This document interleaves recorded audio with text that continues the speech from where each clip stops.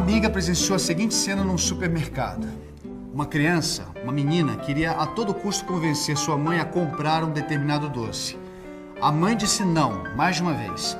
De repente, a criança se atirou no chão e começou a gritar, chorar, espernear, pedindo o tal doce. A mãe abaixou-se e, enquanto tentava fazer a menina se levantar, repetia: calma, Mônica, calma, Mônica, calma, Mônica. Até que a criança parou e se levantou, como se nada tivesse acontecido. Minha amiga, surpresa, voltou-se para a mãe e disse: nossa, eu queria lhe dar os parabéns pelo modo como você lidou com a Mônica, com tanta paciência. A mãe olhou para minha amiga, sorriu e disse: obrigada, mas a Mônica sou eu. Será que se estivéssemos nos anos 50, essa mãe agiria da mesma forma? O que mudou na educação dos filhos nas últimas décadas? Será que educar nos dias de hoje é fazer como a Mônica e conseguir repetir para si mesmo: calma, calma, calma? Ai, que saudades que eu tenho da Aurora da minha vida. Não gostava da comida, mas tinha que comer mais. Espinafre, beterraba, e era fígado, e era fava, e tudo que eu não gostava em porções industriais. Que aurora, que sol, que nada.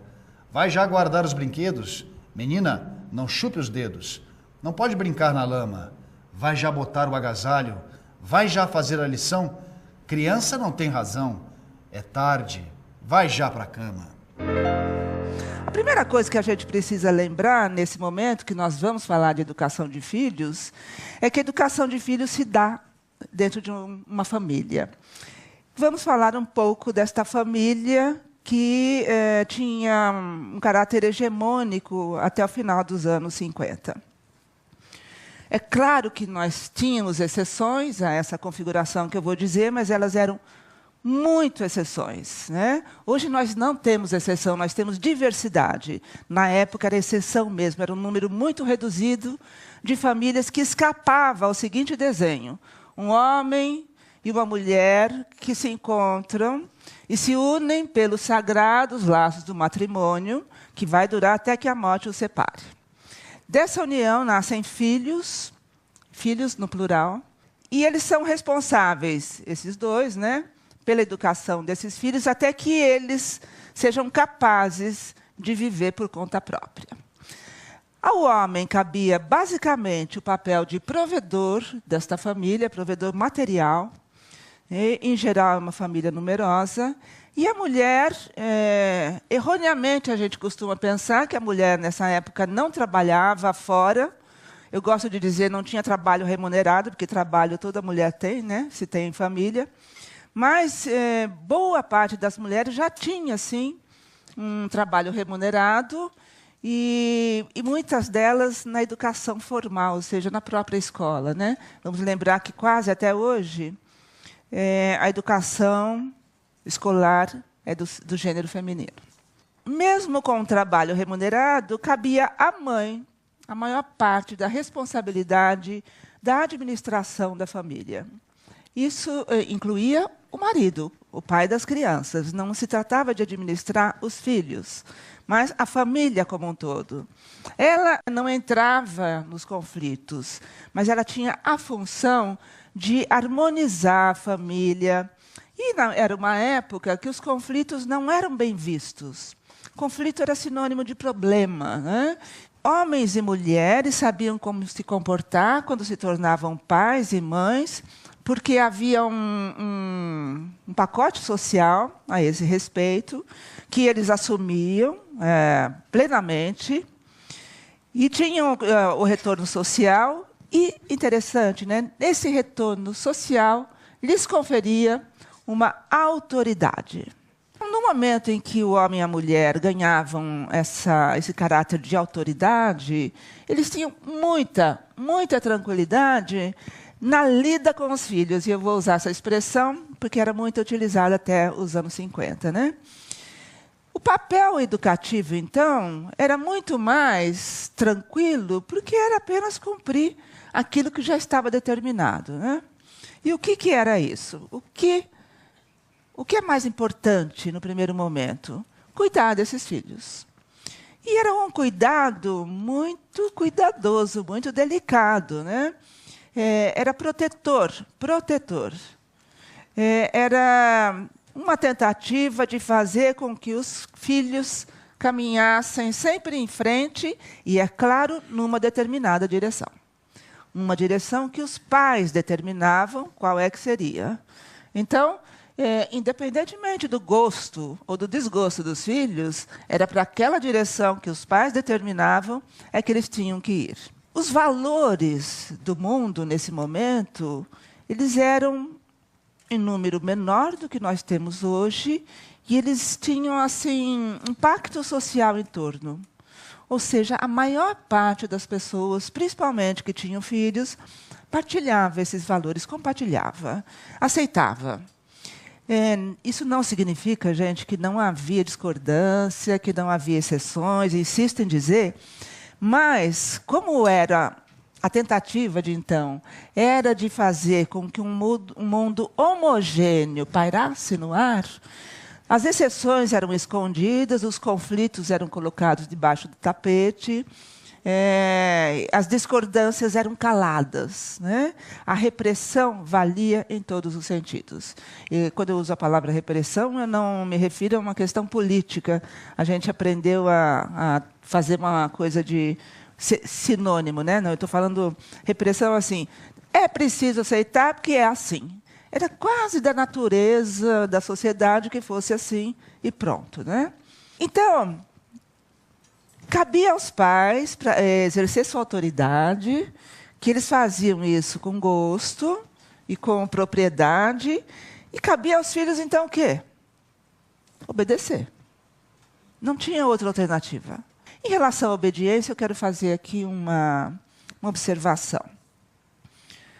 É muito comum hoje, quando os mais velhos, da minha idade, por exemplo, falam dessa educação familiar, ou ao contrário, gente muito nova falando de um tempo que não conheceu, né, mas que ouviu dizer, é muito fácil a gente ouvir o seguinte: mas a educação daquela época era muito autoritária e os filhos tinham medo dos pais. Todo mundo acho que já ouviu isso, né? E eu devo dizer que era verdade. As crianças tinham medo do olhar, às vezes, né? A família saía e era absolutamente fundamental que o comportamento em sociedade fosse corretíssimo. Então, se uma criança ou um adolescente fizesse alguma coisa que os pais não achassem correto, bastava olhar. Então, aquele olhar de eu sei que você está fazendo era o que bastava, muitas vezes, para fazer parar, naquele momento, o que ele estava fazendo. E se o olhar, às vezes, não fosse suficiente, aí vinha uma palavra ou simplesmente pegar pela mão e tirar da situação, né?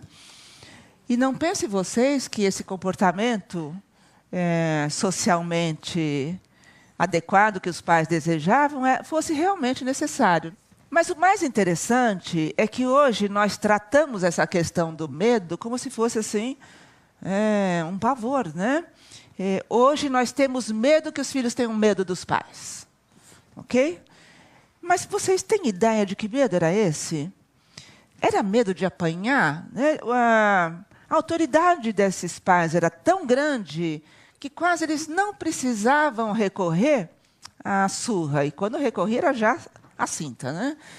Não era um tapinha, não. Mas não precisava chegar nesse ponto, porque o olhar bastava. Lembrem-se disso. Então, que medo era esse? Era o medo de perder o amor dos pais. Um medo que, na verdade, permite a existência, a organização da família em torno da sua mais importante função, que é colocar os mais novos, os filhos aí na questão, né? Na sociedade. E, para isso, precisa passar pelo processo educativo. No próximo bloco, a escola da década de 50 ensinava ou educava? Os pais passavam longe da vida escolar dos filhos. Longe. Era muito comum que os pais não soubessem o nome da professora do filho.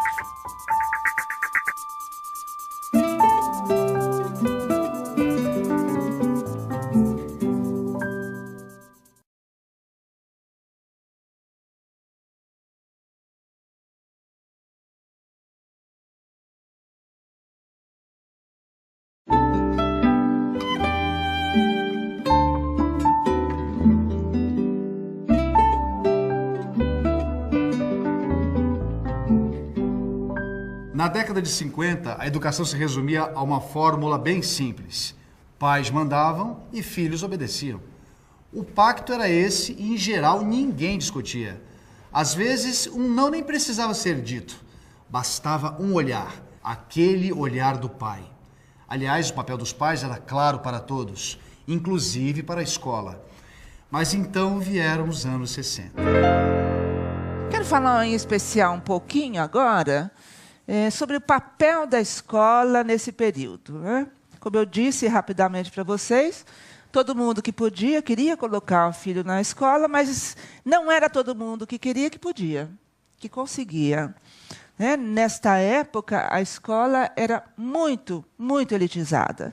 E não se trata de mensalidades altas, porque a escola era pública, mas elitizada porque ela oferecia pouquíssimas vagas. E, portanto, dessas pouquíssimas vagas, quem conseguia se manter na escola eram crianças de famílias mais abastadas, que tinham cultura, que tinham um laço intelectual já como um hábito familiar, né? Boa parte das pessoas queria que os filhos fossem para a escola porque a escola daria uma garantia de bom futuro. E era verdade. A escola garantia mesmo um futuro melhor, e a escola garantia, inclusive, que essa nova geração que começava a frequentar a escola se tornasse melhor que a geração que lhes trouxe a vida, né? Que seus pais, o que hoje já é bem mais difícil. Na época, os pais queriam que os filhos fossem para a escola e que dessem certo na escola. Não havia essa neurose em torno do aproveitamento. Tem que dar certo, pronto. E quando não dava, era simples, muito simples, tirava da escola. Tirava da escola sem fazer nenhum discurso moralista, sem levar nenhum profissional para medicar ou dar um diagnóstico, tirava da escola e colocava para aprender um trabalho, ou para ajudar os pais, ou para ser aprendiz mesmo, né? Tinha um outro nome nessa época, não me lembro agora. Do exercício de alguma profissão, fosse ela qual fosse. Né? Como a maioria dos pais queria colocar na escola, os que conseguiam, colocavam. E o que eles esperavam dos filhos na escola? Que eles aprendessem. Que eles tivessem boa nota, principalmente de comportamento. Né? É bom lembrar que havia a expectativa dos pais do comportamento social adequado. Isso é bom, é bem importante a gente lembrar, porque a gente vai ver que mudou totalmente. Né? Então, havia uma avaliação de nota de comportamento, que, por mais que hoje, e já anos atrás, a gente tenha estudos, cada escola era um conceito subjetivo. Né? Cada escola tinha lá uns parâmetros, algumas referências, cada professor tinha liberdade e autonomia para fazer o seu julgamento, mas o que os pais queriam era nota azul de comportamento. Se viesse nota vermelha lá de matemática, de inglês, latim, nessa época tinha, né, francês, os pais entendiam, mas davam duro para você estudar. Agora, a nota vermelha de comportamento era inaceitável. Isso deixava esta família indignada, né, porque não era para isso que eles tinham educado os filhos. Agora, é bom lembrar também que aprender na escola era fácil, mais fácil que hoje, porque a escola era o único lugar que ensinava criança e adolescente. Se alguém quisesse aprender a ler e escrever, tinha de ser na escola, não podia ser em outro lugar, a não ser famílias mesmo muito abastadas que podiam contratar, tinha um nome nessa época, preceptores, né, para os seus filhos. Aí eles poderiam aprender em casa. Mas isso era um número muito pequeno de pessoas. Aprender a ler e escrever era na escola, aprender a fazer conta era na escola. Vamos subir um pouquinho. O que é geometria? Na escola. Resolver uma raiz quadrada na escola. Entender o que é um problema? Tudo na escola. Né? Tudo. Inclusive, essa coisa que hoje a gente chama de orientação sexual, educação sexual, a escola se preocupava com isso, a não ser na disciplina biologia. Ou seja, era uma questão do conhecimento científico, só isso. O resto, que se dane. E os meninos se viravam muito bem. E as meninas também, né? Então, assim, a escola era apenas mais um instrumento que os pais que podiam davam para que os filhos pudessem crescer, ter um futuro melhor. Não era um instrumento diferenciado, não era hipervalorizado, era mais um entre tantos, só isto. E, portanto, não havia toda essa pressão sobre criança, de lição de casa, fez lição, não fez, tem trabalho, não tem, cria a prova. Os pais passavam longe da vida escolar dos filhos, longe. Era muito comum que os pais não soubessem o nome da professora do filho, né? Porque não havia comunicação escola-família. E por que isso? Vamos lembrar do mundo homogêneo, que todo homem sabia ser pai, toda mulher sabia ser mãe, e toda pessoa sabia ser professor. Então, a gente não tem que discutir nada, cada um faz o seu papel, cada um sabe como fazer isso melhor, e todo mundo confia em quem exerce esse papel. Que conclusões a gente pode tirar? Assim, qual é o lugar ocupado pelos mais novos nesse contexto social, cultural, de mundo? Nenhuma criança queria ficar perto dos adultos. A vida perto dos adultos deveria ser muito chata, né? Então, as crianças se separavam, iam brincar. Elas davam um jeito de ficar distante. O mundo adulto não interessava as crianças nesse momento, porque é quando elas estavam entre si, entre seus pares, é que elas podiam construir uma outra maneira de ser, do que fazer, de estar e tudo mais. E como as crianças eram vistas pelos pais, né? Com uma responsabilidade que eles precisavam dar conta. Basicamente era isso, né? Assim, era o sonho da vida deles ter filhos? Não. Era quase uma fatalidade, porque vamos lembrar que até o final dos anos 50, nós tínhamos poucos e nem sempre eficientes métodos contraceptivos, né? A pílula vem nos anos 60. Então, era assim, casar e ter filhos. Era quase inevitável. E, tendo filhos, é preciso dar conta deles. Nos anos 60, tudo começa a se transformar rapidamente e radicalmente.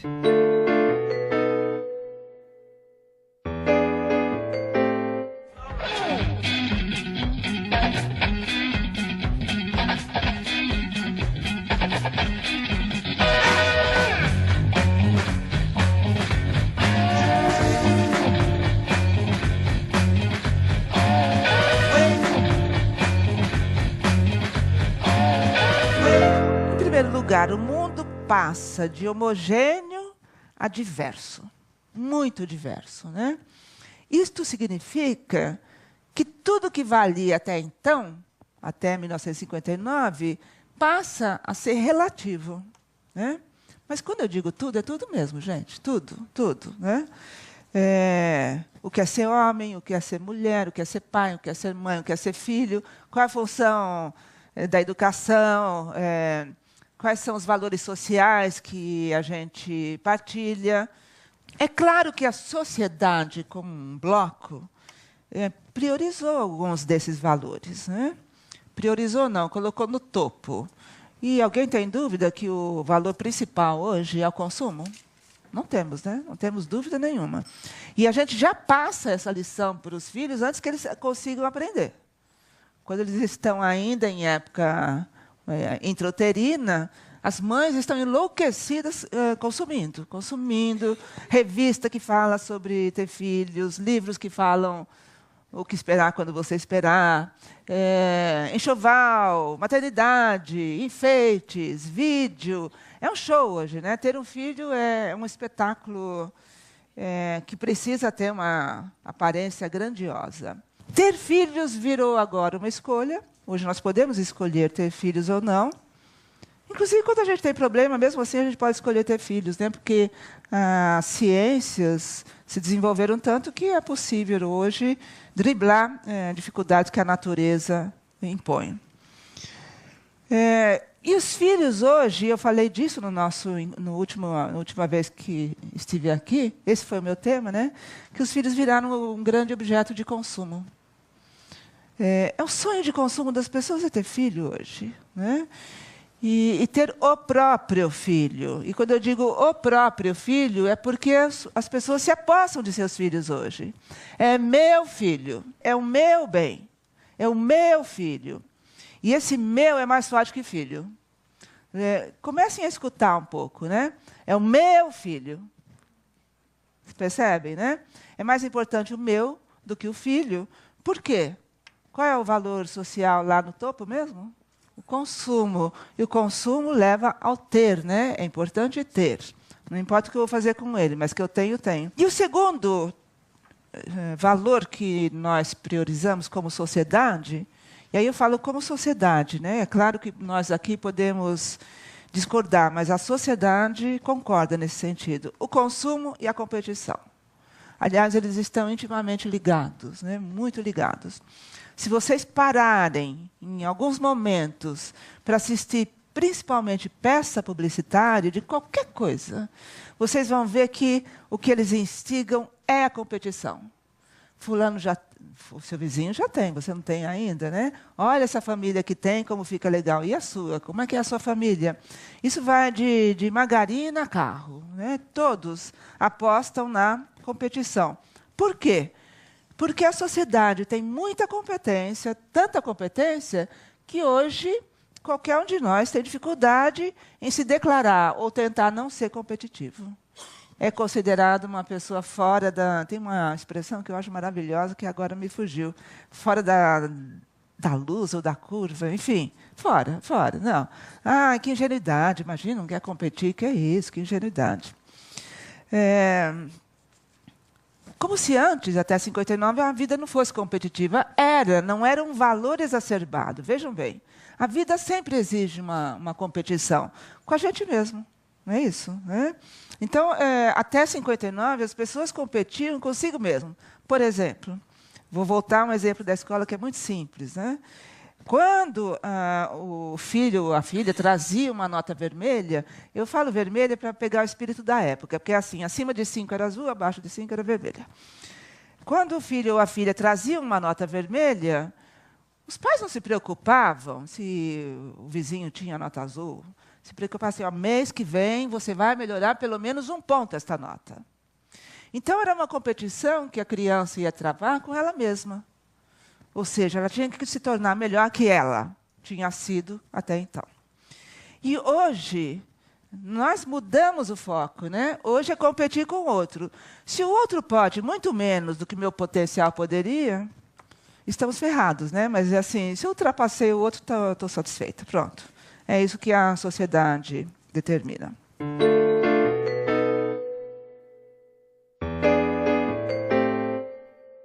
O que é ser homem e o que é ser mulher hoje? Nós não sabemos, nós estamos construindo. E mais interessante, né? Nós não estamos construindo uma maneira de ser mulher ou de ser homem. Múltiplas. Isso é maravilhoso. Isso é maravilhoso, gente, porque lembram aquilo que eu disse até o final da década de 50? Todas as crianças vão para aquela direção, e os que não conseguem, porque de alguma maneira não querem, vão para aquela direção. Hoje, nós temos muitas direções. E, portanto, todo mundo pode caminhar. Porque não é todo mundo que precisa ir no mesmo caminho e na mesma direção. Se hoje temos tantas direções, será que pais, filhos e escola se encontrarão pelo caminho? No próximo bloco. Quanto mais o valor da juventude toma conta do mundo adulto, mais autonomia a gente deseja para os filhos.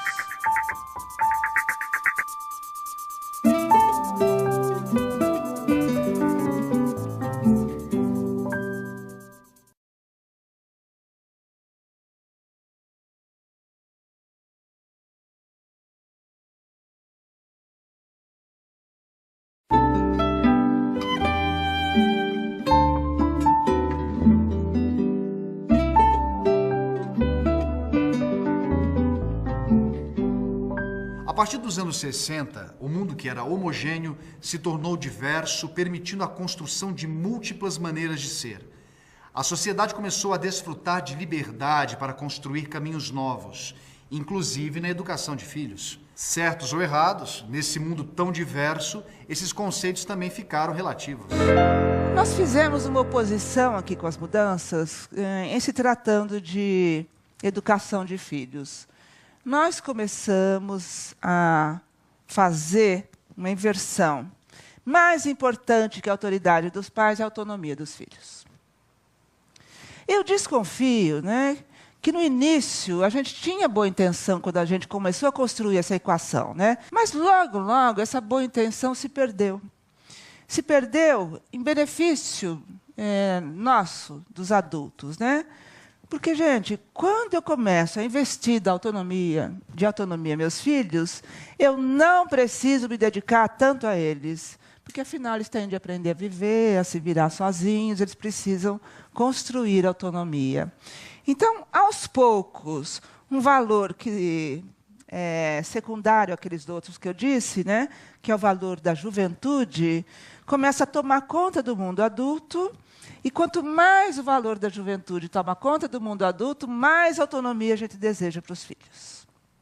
É bem interessante a gente perceber que é uma relação de interdependência. E é bom lembrar também que nós usamos esse termo de modo muito, eu não vou dizer equivocado, vou dizer errado. Por quê? Autonomia é a capacidade que uma pessoa tem de governar a própria vida. E nós sabemos que autonomia é uma coisa muito difícil. Cada um de nós aqui dentro vai saber que é difícil ter autonomia no momento que a gente tiver que fazer uma coisa que a gente não gosta. Dieta, por exemplo. Para fazer dieta é preciso ter autonomia de governar. Isso eu vou comer, ou só isto, agora não, ainda não, agora chega. E, gente, a gente até aguenta um dia, dois, no terceiro dia a gente já não aguenta mais. Isso é autonomia, capacidade de se governar de acordo com determinadas metas, é claro. E criança não tem condição, Adolescente também ainda não tem condição, está em formação. E mais, autonomia não é algo que a gente dá para alguém. Ninguém ganha autonomia. Autonomia é uma coisa que a gente conquista. Mas com essa nossa sede de que eles tenham autonomia muito rapidamente, e que esconde me deixe em paz, que eu tenho minha própria juventude para viver, a gente observa paulatinamente o que muitos estudiosos chamam do declínio da educação familiar. As escolas reclamam, a sociedade reclama, mas a sociedade é gestora dessa questão. Ela promoveu isso. As famílias são vítimas desse movimento que hoje a sociedade tenta julgar. Uma coisa é indiscutível, sem autoridade não é possível praticar a educação. Porque as pessoas simplesmente não vão se se submeter, desculpem.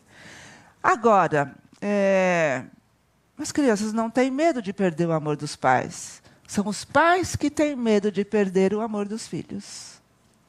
Então, agora, fica uma grande interrogação.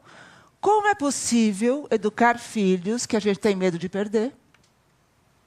Como é possível educar filhos que a gente acredita autonomia a eles? Como é possível educar filhos se eu os considero o bem mais precioso da minha vida?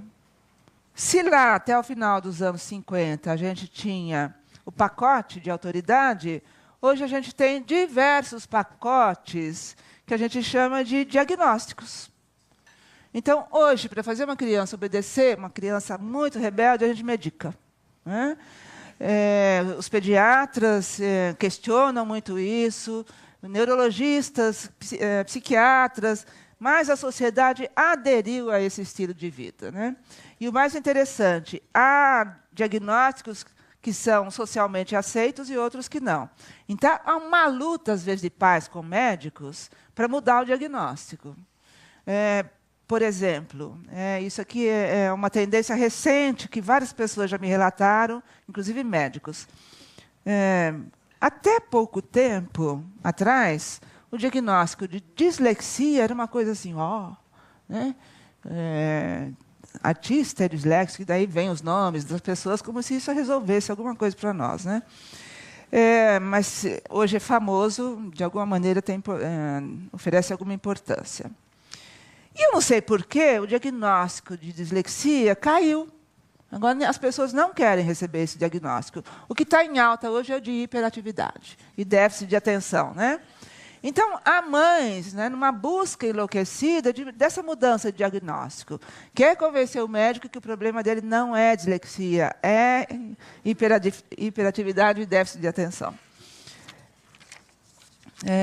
De algum jeito, a gente faz com que eles obedeçam o mínimo necessário, né?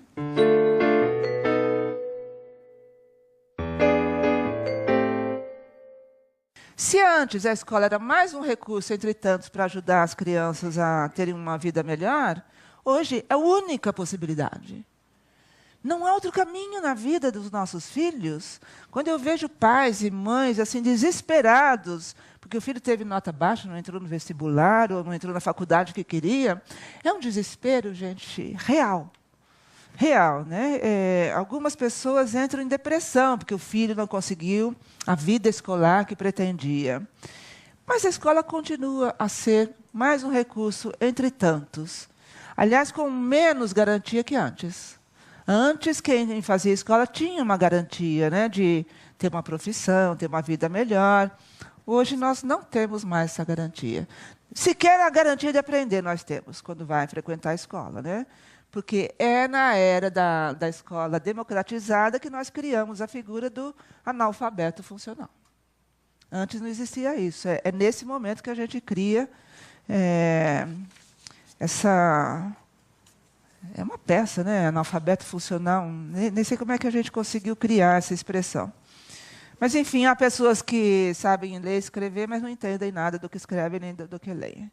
Muitos dos seus filhos devem ser esses, porque quando eu vejo bilhete de criança bem alfabetizada, eu fico desesperado, porque ela pode até estar bem alfabetizada, mas não tem letramento na parada, porque ela não entende direito qual que é a função do bilhete que ela deixou para a mãe. Nem a mãe entende, mas tudo bem, está numa boa escola. E vejo, então, agora a carga que ganhou para os mais novos a vida escolar, a sua própria vida escolar, né? Agora os pais sabem o nome da professora, têm o telefone celular dela, sabem onde mora e não raramente ligam para ela no celular para discutir alguma questão do seu filho, aluno da professora. Os pais levam e buscam os filhos para fazer trabalho na casa de colega, consultam a internet adoidado para ajudar a melhorar o trabalho, que, em geral, são eles que fazem, não os filhos.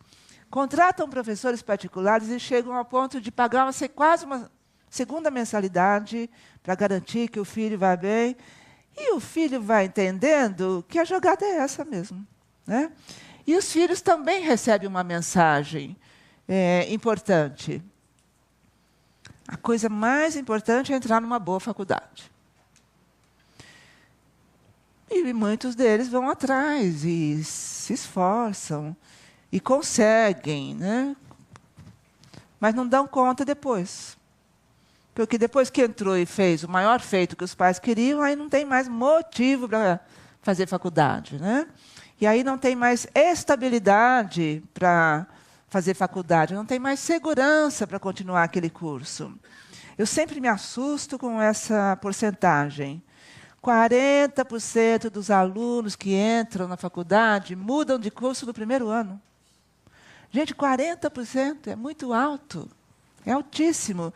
Isso significa o quê? Que nós os pais, né, nos importamos muito mais com resultados do que o processo de aprendizagem, que exige esforço, exige concentração, e na faculdade mais ainda, né? E no momento que eles enfrentam algumas dificuldades, eles caem fora. Porque tem sido isso que a gente tem ensinado. Meu bem mais precioso vai sofrer, vai se frustrar? Não, deixa comigo. Eu resolvo, né?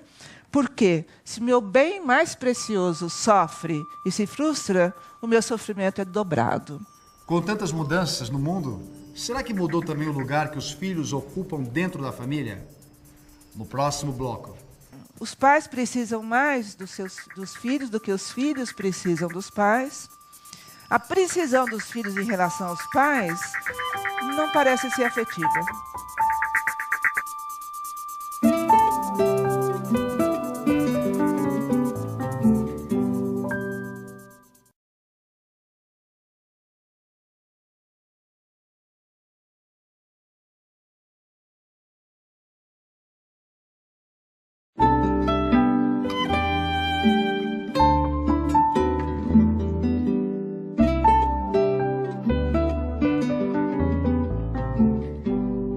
Numa sociedade que deseja consumir, competir e permanecer sempre jovem, educar é uma tarefa que tem sido trabalhosa demais.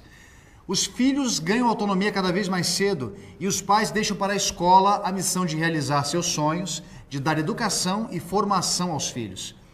Será que estamos escrevendo um novo capítulo na história da educação de filhos? Qual é o lugar que nós damos aos mais novos, aos filhos hoje, né? Se lá até o final da década de 50 era um lugar insignificante, hoje é um lugar absolutamente relevante, é o mais importante. Então, se antes no topo da família estava o pai, hoje quem está? Os filhos. E se for mais de um, e hoje nós temos famílias, nós saímos de famílias com um número grande de filhos, diminuímos, chegamos a 1 e agora a gente tem aumentado novamente, né? Porque a família tem mudado e tem se estendido de outra maneira. Mesmo que haja mais de um filho, todos eles estão no topo. Então, de novo, lembrando de algumas pesquisas que eu li. Hotel, local de turismo, avião, maneira de viajar, transporte, comida, restaurante, todas as escolhas estão na mão dos filhos. Aonde vamos passar as férias? Vamos na Disneylândia, por exemplo, né? Mas aí a gente olha para a cara dos pais assim, na Disneylândia, assim, porque é o sonho dele, a gente vai levar, né? Então, hoje a gente vê que os mais novos ocupam um lugar de destaque na vida familiar. Os pais precisam mais dos filhos do que os filhos precisam dos pais. A precisão dos filhos em relação aos pais não parece ser afetiva. É mais de superproteção, e superproteção no sentido de evite que eu sofra, evite que eu entenda a vida como ela é de fato. É mais no sentido econômico e administrativo do cotidiano. Me leva em tal lugar, me busca em tal lugar, eu quero ir para tal lugar, eu vou para a casa de fulano, depois você me pega lá. Ou seja, hoje é muito difícil ver uma criança ou um adolescente pedir alguma coisa para os seus pais. Ô pai, posso ir ao shopping? Não, ele chega e fala, pai, eu vou ao shopping, você pode me levar? Você pode não, você me leva. Então, lembra aquela inversão, autonomia, autoridade? À medida que cresce a autonomia, diminui a autoridade. E é exatamente nesse momento delicado que nós estamos. E por que delicado? Porque começaram a surgir consequências imprevistas. Nós não esperávamos que o índice de suicídio entre mais jovens começasse a crescer tanto assim. Com isso, a gente não contava. E esse é um movimento que acontece, cresce muito no mundo inteiro. E o Brasil, que nunca foi um país que teve um índice alto de suicídio, cresce também. E cresce desproporcional aos índices anteriores, né? Outras consequências assim, inesperadas. Crianças doentes de fato. E com doenças de adultos. Então, os pediatras hoje precisam atualizar todos os compêndios de medicina pediátrica, porque hoje eles têm que tratar hipertensão na infância, obesidade na infância, colesterol alto na infância, problemas sérios no aparelho gastro na infância, E aí vai embora, né? A gente tem índices alarmantes de doenças sérias em crianças. Começamos a perder os nossos filhos, né? Para a violência, que a gente contribui para que exista. E muitas vezes perdemos nossos filhos simplesmente porque esquecemos deles. Esquecemos deles, às vezes, no carro. Esquecemos deles, às vezes, na escola, fora do horário. Esquecemos deles em casa, em situação de risco, e eles não sabem avaliar risco. Lembram-se do medo que as crianças, até o final da década de 50, tinham? Tinham medo dos pais e tinham medo de algumas situações. Hoje, as crianças não têm medo dos pais e não têm medo de situação nenhuma. Nós consideramos, atualmente, que é ruim ter medo. E eu devo dizer que ter medo é saudável, medo protege. E é só quem tem medo que consegue construir coragem. Quem não tem medo não precisa ter coragem, né? Vai e faz. Vai e faz. Quem tem medo precisa ter coragem. Quais seriam os outros caminhos, né, para os pais terem autoridade sobre os filhos? Olha, o castigo físico é uma humilhação.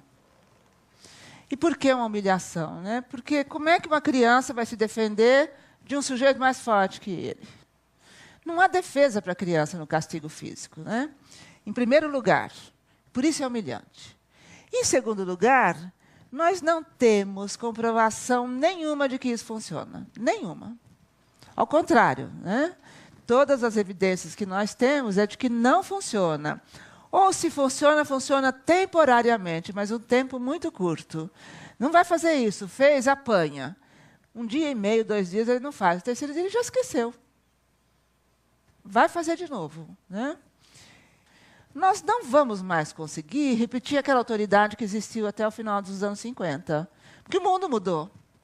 E se não há mais aquele contexto, não há mais aquela autoridade, né? Agora, é possível construir uma outra autoridade considerando todas as mudanças do mundo e, mais principalmente, né, considerando que essa criança ou esse jovem tem voz, tem ideias, fala, pensa.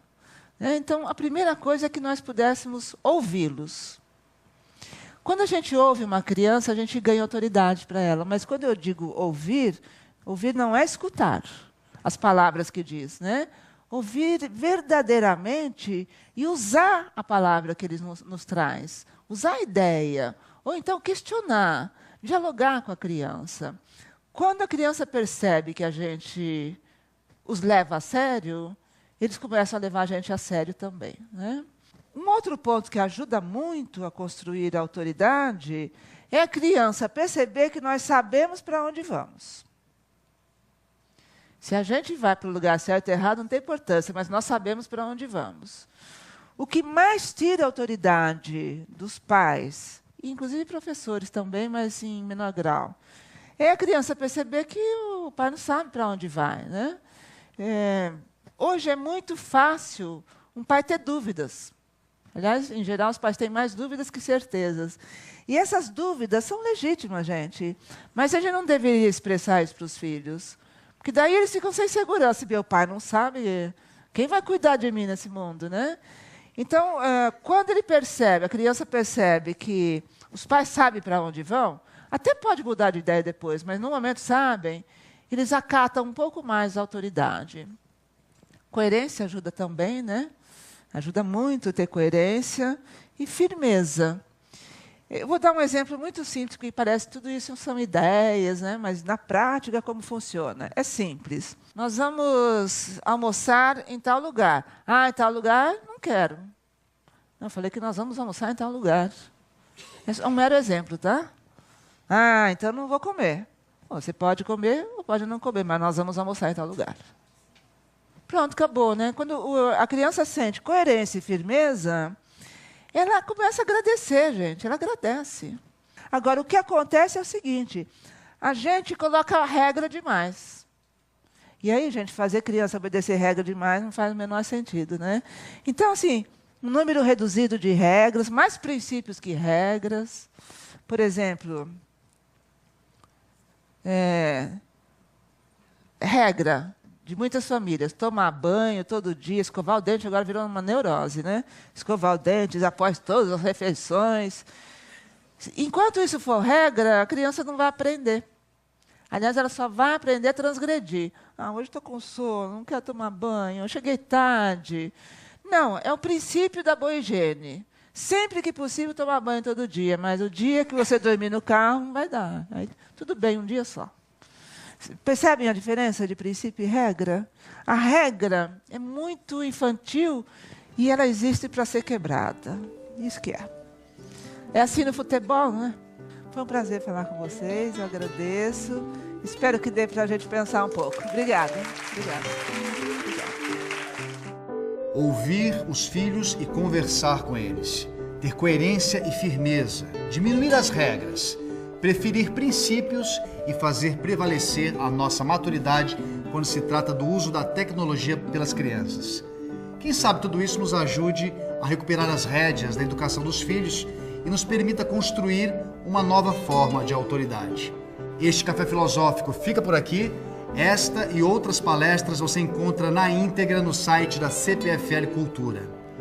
Tchau!